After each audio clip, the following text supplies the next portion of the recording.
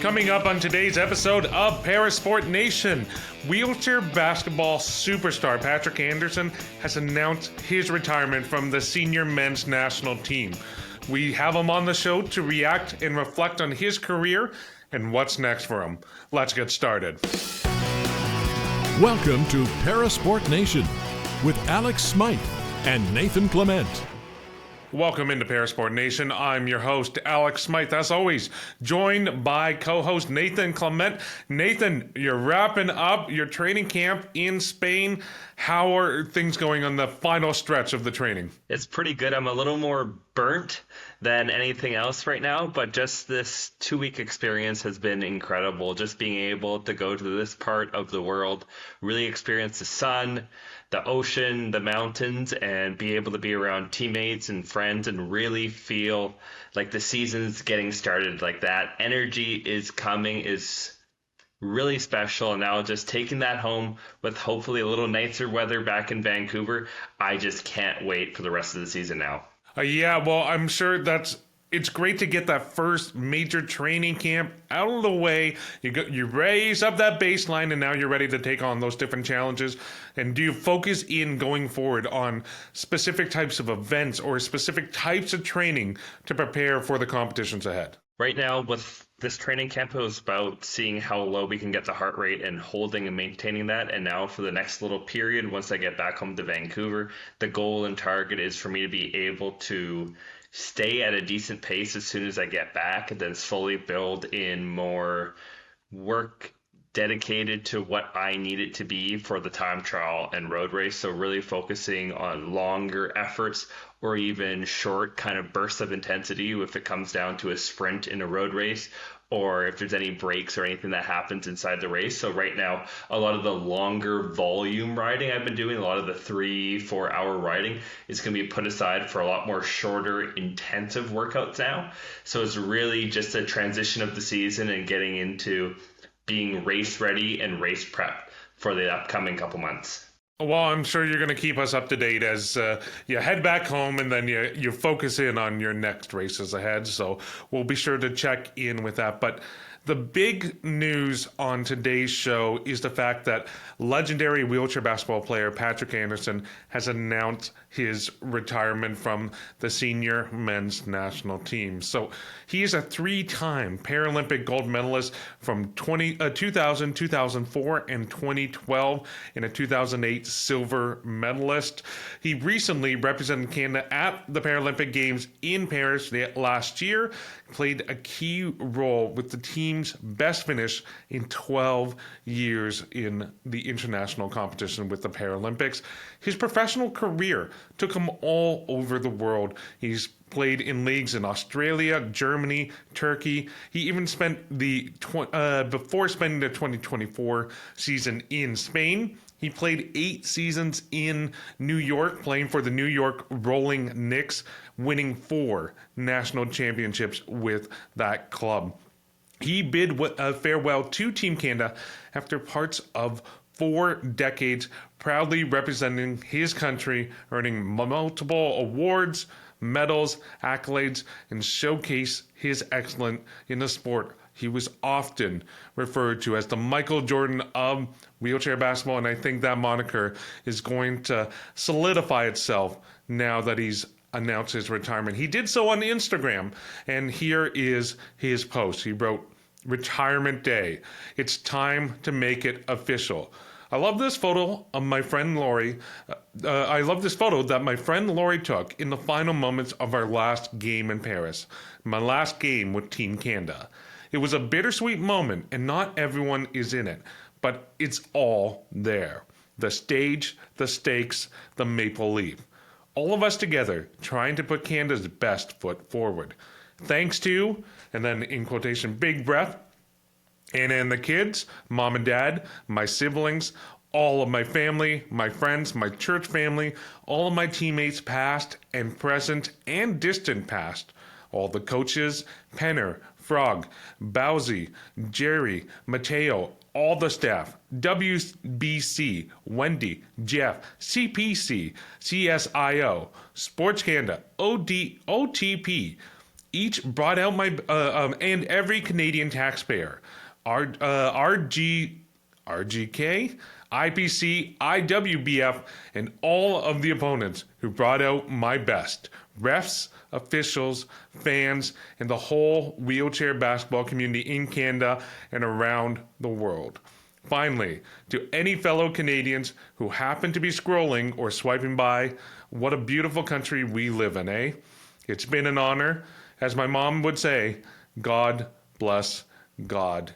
Nathan, what a way to announce a retirement, posting on Instagram like that. But rarely do you get to really thank everybody, but that post felt very well crafted and encapsulated and brought in all the people who had helped him along his journey.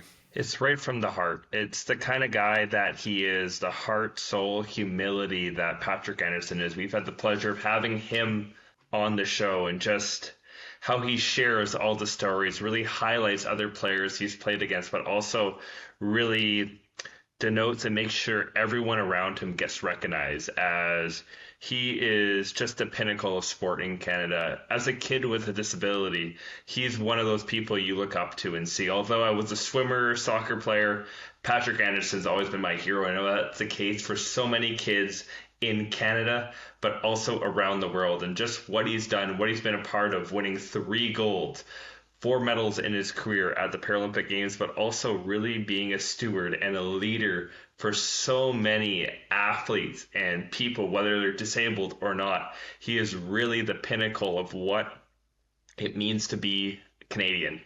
You put that heart out there, you have that soul, you have that energy, you have that grit, but you also give the time to others as well. And he is just the perfect example of it. And there's so many favorite memories of mine, like even seeing him go on that run in Paris with that team is so special. But Alex, I'm going to throw it to you. Do you have any favorite Patrick Anderson memories or moments that stand out?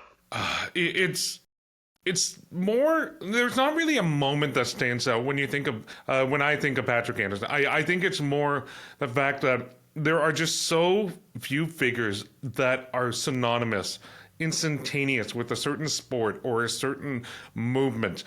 You think in Canada, and I think Patrick had mentioned this last time he was on, you think of a Terry Fox, you think of a Rick Hansen, I think of a Patrick Anderson, especially in these past 2 decades, bridging the world of parasport from humble-ish beginnings into the public spotlight to milestones in 2012 in London and then again in 2024 in Paris. He cannot be discounted for the impact that he has had on helping to push that movement forward, helping get parasport in the spotlight. So that's always going to be what I think of when it comes to Patrick Anderson. But without further ado, I had a chance to chat with Patrick and reflect on his career. Here's the interview. Pat, thank you so much for taking time to chat with me today. My pleasure. So obviously it's been a busy week for you. It's been a few days since you've officially announced your retirement from the national team. Have you had much chance to reflect on kind of what you've been kind of going through in the emotions the last few days since you made that post online? Well, no, to be honest. I have had a busy week. I had meant to post on Tuesday and sort of, because I had a pretty free day, and be able to just kind of take it in and respond to, comments and messages. But we had a little miscommunication, and it went out Monday, and I was working all day Monday. And so I posted something in the morning, and then I had to go out. And so little breaks here and there, I'd kind of check my phone. And to be honest, we're moving right now, moving apartments, and the week just got busy. So I've been able to sort of see some stuff and respond to it, but I'm still waiting for a sort of moment or a couple hours to sit down and kind of do that, to read through these sort of messages and comments and reflect on it. But, it's been a while since Paris, and I've been sort of processing it since then. But it's brought back a lot of good memories, not only for me, but my wife and I. And for the kids, they went back and watched an old game the other day, just to relive some of those memories. So, yeah. What game did you put on? I wasn't even home. I was out doing something, and they said, "Oh, we're just watching the qualifier from Antibes when we qualified for Paris back last spring in France." They were all there, and I think I mentioned that particular game in the press release that WBC Wheelchair Basketball Canada put out, because even though in some ways it was just a qualifying game, but it really captured a lot of just the stakes and this stage of my career, and the way that the game has changed, and for one, how the game has changed and how much harder it is just to qualify for the Paralympics. And then how, every year or 2 years I tack on to the end of my career is really significant, not just for me, but for my family and what we're doing, how we're spending our time. The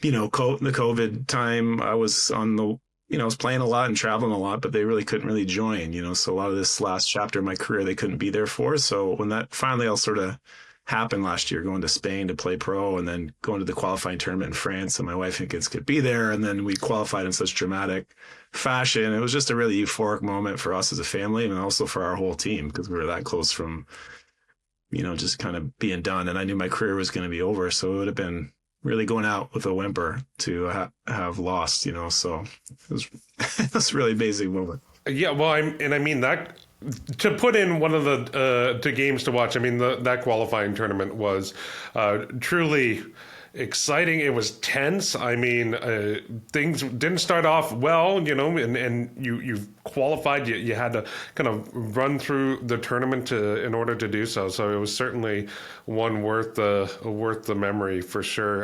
In terms of yourself and coming to this decision, when did you kind of realize, okay, now is the time to move away from the national team and retire? Yeah, I think I knew after Worlds that if I came back and tried to qualify with the team, that this would be it. Our Worlds got delayed till 2023, and so all of a sudden qualifiers for Paris were just around the corner at the Para Am Games in the fall, at which we finished third, which meant we didn't qualify directly for Paris, but we qualified for the last chance tournament we just talked about.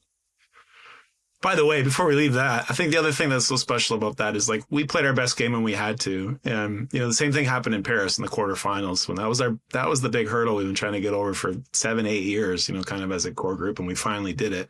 And from top to bottom, not just like Colin went off or I went off or Nick or somebody, like, those two most important games is when we played our best. And even though a lot of teams, people kind of wrote us off, like, we're a middle of the pack team and can't believe Canada finished fourth at the Paralympics, given like their record over the last few years. But isn't that kind of what it's about? Peaking at the right time.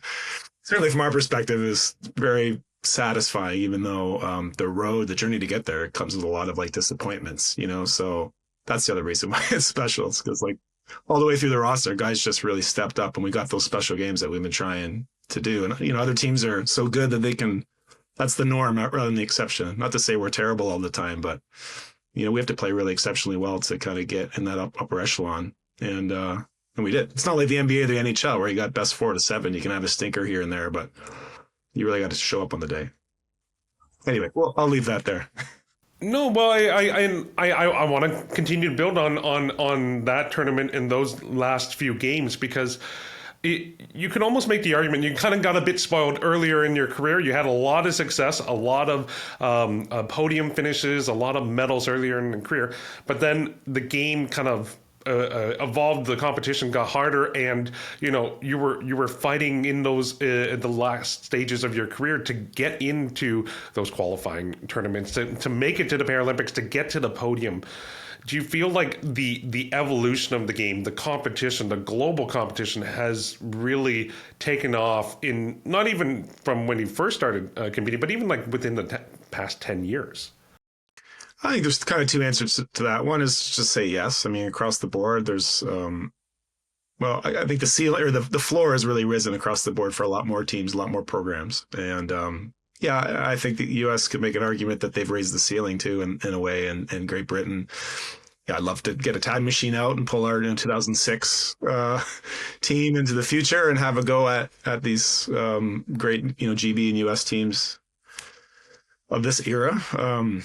But that's the other part of the question is, yes, there are more good teams now and more good players and all that. At the same time, nothing against my current, my latest teammates, but we did have a special generation of players. It's not just that the competition was weaker, but Joey Johnson and Richard Peter and Jamie Borisoff and Chris Stoutenberg and David Ing. And this is a very, very special generation of not only players, but coaches, really special coaches. So you can't really take anything away from that era. It wasn't just me, even though I'm the one still standing. So I'm the one people remember because I'm still here talking and on the court all these years later. But if you zoom back, there are a lot of special players in that program.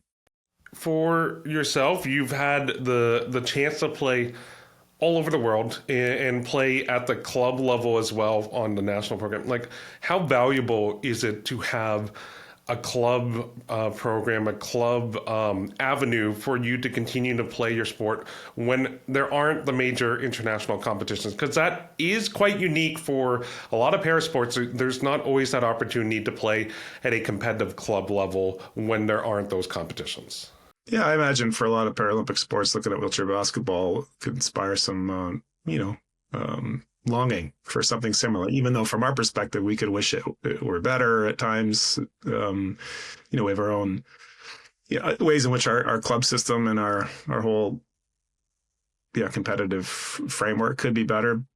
But yeah, if you zoom out and look at it through that lens,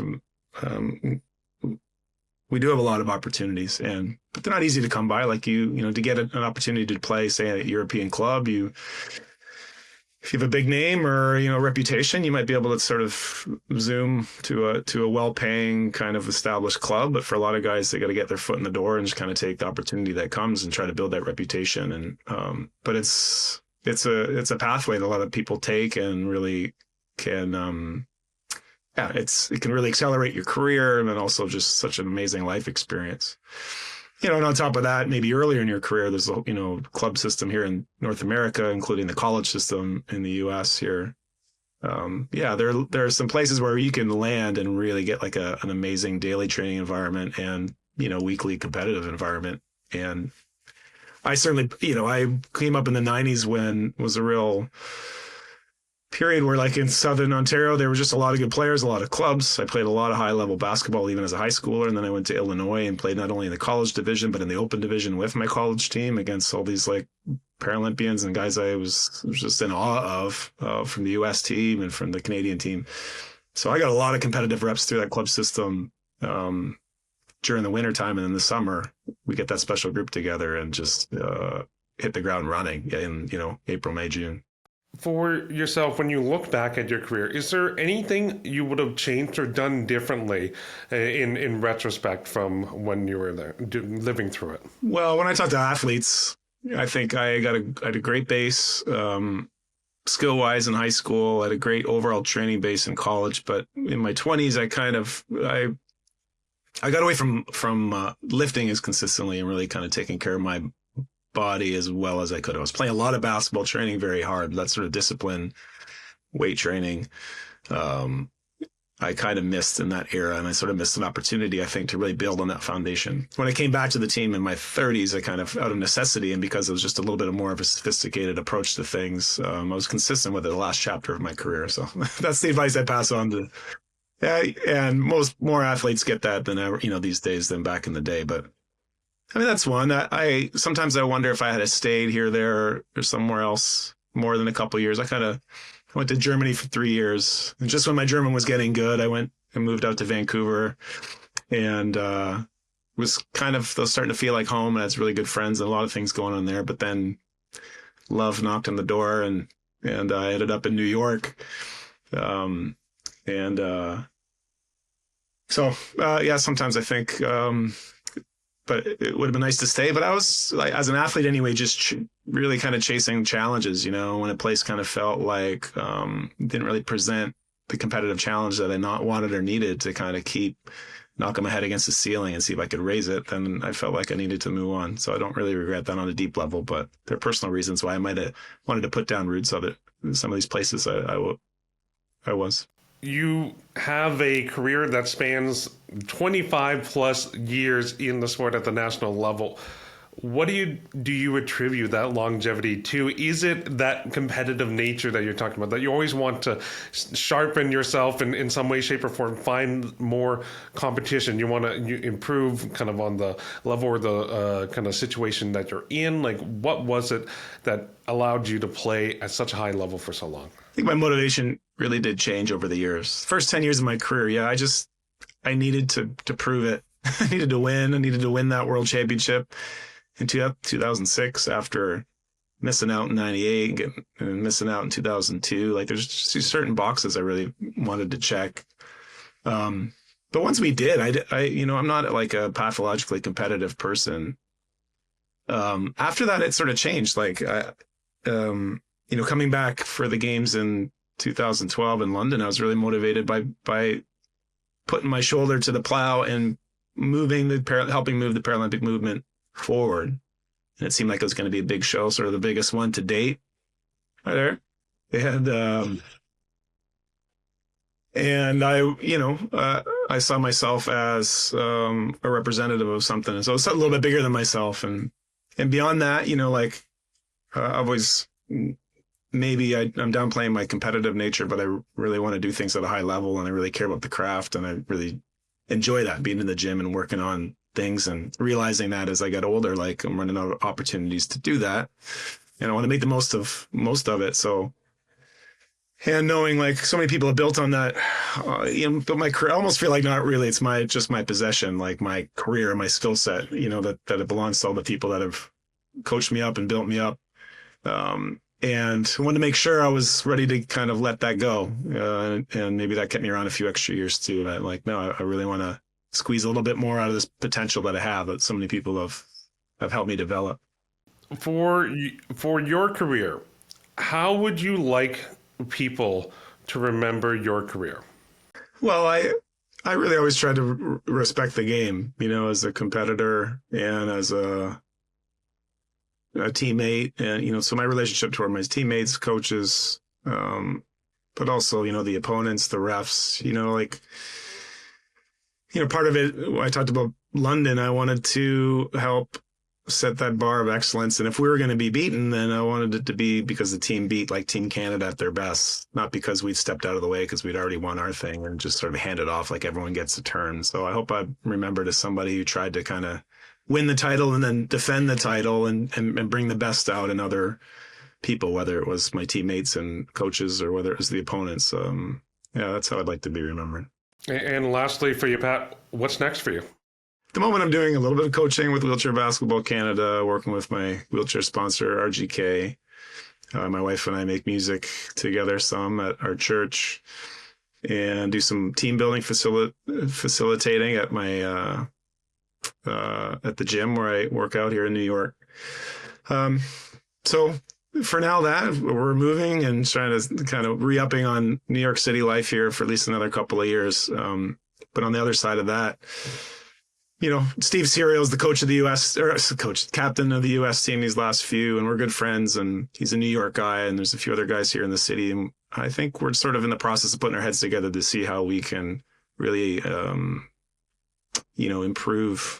Just do what we can to improve the adaptive sport, wheelchair basketball ecosystem here in New York City. It's such a big place, and so many people that really could be served by adaptive sports that aren't yet. You know what I mean? So I don't know what that's going to look like exactly, but that's occupying a good part of my brain. So we'll see what happens with that. Also, sorry, this is happening off the hot off the presses, but not me. I'm helping from a distance, but we're launching a wheelchair basketball program in Fergus, my hometown back in Ontario, to sort of complement a schools program that's existed for a number of years that one of my friends started. Now there's going to be a community program run at a rec center in Fergus, and that's really amazing. Guys, I'm from that area, but like Brad Bowden's from down the street from the sledge hockey team, and Billy Bridges from Guelph, and Katie Harnick from Alramar. Like, there's all these Paralympians from that area who didn't have a program like right there growing up. So hopefully there'll be that, not only to serve kids with disabilities or future Paralympians, but anybody who can get something out of wheelchair basketball. I think it's a great sport for so many different people. That's awesome, Pat. We'll definitely be keeping in touch and following your post-playing career and see where it takes you. And we'll have to check in down the road and see how you're doing. Sweet. Please do. Thanks, Alex. Yep. Thank you. All right. And that was our interview with Patrick Anderson, recently announcing he's retiring after 25 years on the national team for wheelchair basketball. There's not much that can be said afterwards, Nathan. I mean, just he's humble, he's thoughtful, and what a career and legacy he's leaving for that next generation. It's just incredible. The man that he is, the time, dedication, and selflessness that he's taken in for everyone around him. And now we get to celebrate him, get to look back on the great memories and know that he's going to make an amazing impact going forward into this new life, into this new direction that he is going. Yeah. Well, while one athlete wraps up their Paralympic journey, another one is preparing to get underway. You have more details of an athlete returning to the world stage after a few years off with the PSN update. Nathan, take it away. Now, the PSN update. It was a cascade of medals on the Swiss Alps for Canada at the FIS Para Alpine World Cup Finals. In a return to racing, the pride of West Vancouver, British Columbia, Mollie Jepsen landed on the podium box twice as she picked up 2 bronzes in the giant slalom. Fellow BCer Kalle Eriksson, in his first full season with the team, picked up his second GS victory and 4th career win for the Maple Leaf. Eriksson added a bronze for 8 World Cup podiums on the season.